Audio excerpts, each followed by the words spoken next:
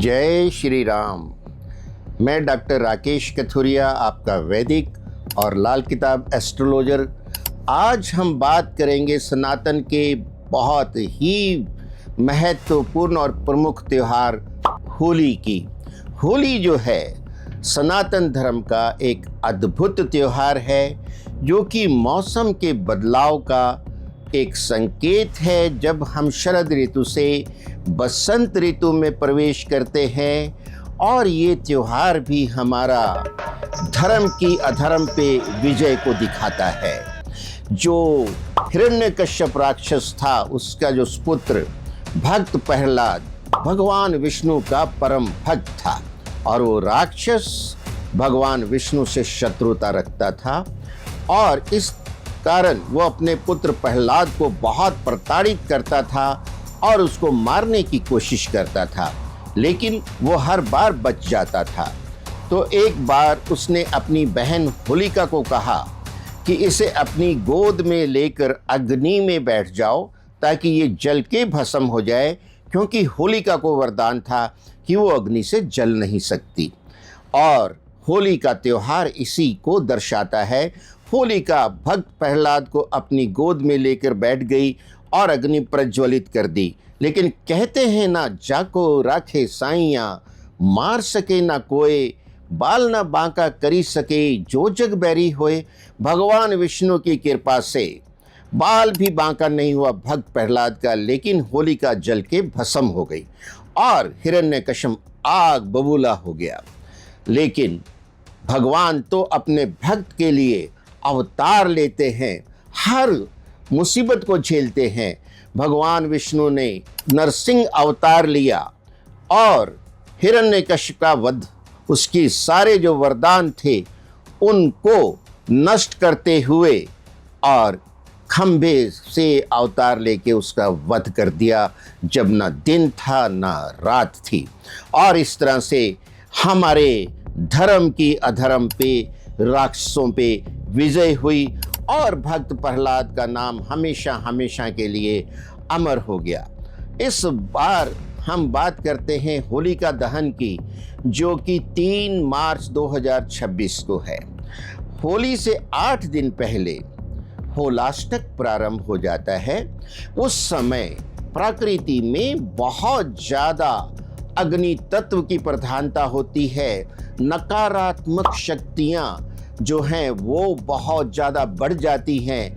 तो उस समय हमारे सनातन में कहा जाता है कि होलाष्टक में आप कोई भी शुभ कार्य न करें, जैसे कि रोका है, विवाह है, नया वाहन, भूमि, भवन खरीदना है, गृह प्रवेश करना है, गृह आरंभ करना है, कोई नया कारोबार करना है, कोई समझौता करना है, कोई जो आपने पार्टनरशिप करनी है, इत्यादि कोई भी नया कार्य प्रारंभ ना करें। इस दौरान जितना आप भक्ति भाव में रहेंगे, आराधना करेंगे, उतना ही आपके लिए उत्तम है। इस वर्ष फागुन मास शुक्ल पक्ष चतुर्दशी सोमवार दिनांक 2 मार्च 5:57 शाम पे समाप्त हो रही है, और ये प्रदोष काल है। उसमें फागुन पूर्णिमा तिथि प्रारंभ हो रही है, और अगले दिन 3 मार्च 2026 को प्रदोष काल से पूर्व ही पूर्णिमा तिथि समाप्त हो जाएगी। और 3 मार्च को चंद्र ग्रहण भी है, जिसका सूतक सुबह 6:20 पे प्रारंभ हो जाएगा। अतः ग्रहण काल में होलिका दहन निषिद्ध है। इतना ही नहीं, इस बार जो ग्रहण लग रहा है वो सिंह राशि में लग रहा है, और भद्रा का साया भी इस पे है। सिंह राशि की भद्रा भूलोक की भद्रा होती है, और ये अशुभ होती है। अतः होलिका दहन भद्रा में नहीं हो सकता। ये भद्रा सोमवार रात को 1:26 पे समाप्त होगी, जबकि इंग्लिश कैलेंडर के हिसाब से 3 मार्च प्रारंभ हो चुका होगा। तो होलिका दहन का शुभ मुहूर्त अर्धरात्रि में 1:26 से 2:38 तक है। 3 मार्च 2026 को।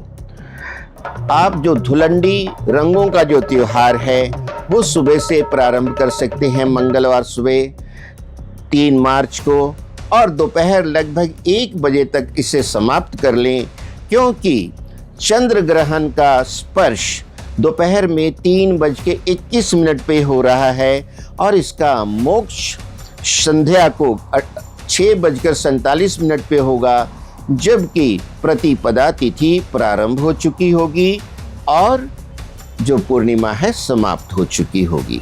ग्रहण काल में भगवान शिव के मंत्रों का जाप, चंद्रमा के मंत्रों का जाप, हनुमान चालीसा, जय हनुमान ज्ञान गुण सागर, जय कपीश तिहु लोक उजागर, गणेश अथर्वशीर्ष स्तोत्रम, विष्णु सहस्त्र नाम, श्री सूक्तम इत्यादि का पाठ आप अपनी सुविधा अनुसार कर सकते हैं।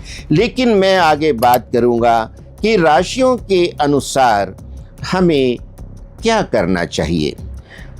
सबसे पहले हम बात करते हैं अग्नि तत्व की राशियां मेष, सिंह और धनु की। ये होलिका दहन में काले तिल और गुड़ डालें, हनुमान चालीसा का पाठ करें, इससे इनका जो है शुभता बढ़ जाएगी। आगे हम बात करेंगे भूमि तत्व की राशियां वृषभ, कन्या और मकर की। ये भूमि तत्व की हैं। ये श्री सूक्तम का, पुरुष सूक्तम का पाठ करें और होलिका दहन में अक्षत और मिश्रित डाल के होलिका का आशीर्वाद लें और अपने जीवन को सुखमय करें। आगे हम बात करते हैं मिथुन, तुला और कुंभ राशि की, जो कि वायु तत्व की राशियां हैं, और इनको सूखा नारियल और कपूर डालना चाहिए होलिका दहन में, और शिव जी के मंत्रों का जाप करें, शिव चालीसा का पाठ करें, चंद्रमा के मंत्रों का जाप करें, तो इनके लिए शुभता और ज़्यादा बढ़ जाएगी। और अंत में हम बात करेंगे जल तत्व की राशियां कर्क, वृश्चिक और मीन की।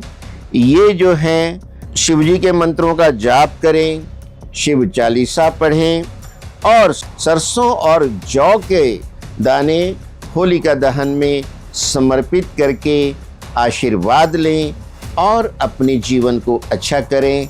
इस तरह हमने आज जो चर्चा की है चंद्र ग्रहण और होली के त्यौहार की, बहुत विस्तार में की है। आप इसका लाभ उठाएं और दिए गए मुहूर्त में होलिका दहन करके देवी देवताओं का, नवग्रहों का आशीर्वाद लें और अपने जीवन को सुखमय करें। जय श्री राम।